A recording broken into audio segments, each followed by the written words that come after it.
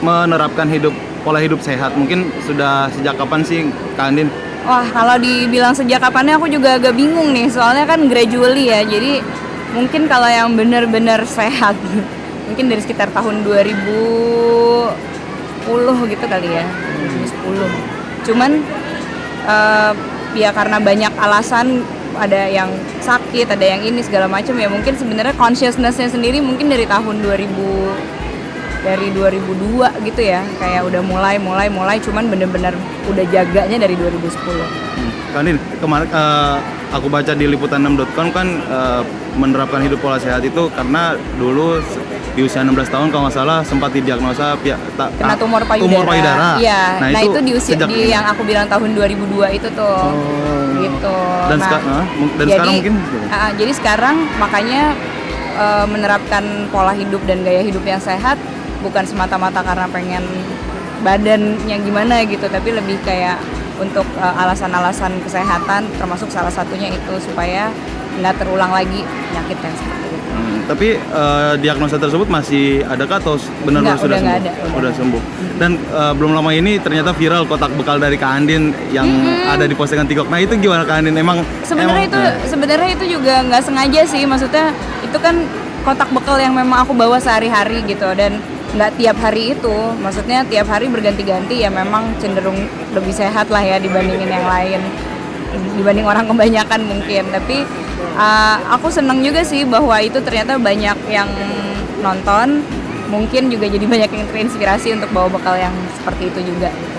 Tapi Kak Andin itu kan tanpa nasi ya, bener-bener nggak ada nasi, hanya kacang-kacangan terus buah segala macam. Itu aku juga udah jelasin sebenarnya di postingan itu adalah kotak bekal snacking aku. Jadi snacknya bukan makan beratnya gitu. Dan itu diterapkan juga ke anak-anak. Jadi anak-anak memang selalu bawa bekal juga. Kita itu intinya gini, karena kalau kita lagi kelaparan di jalan dan nggak ada makanan, kita cenderung makan makanan yang ada aja karena udah lapar banget. Nah belum tentu makanan yang tersedia di saat itu tuh makanan yang sehat.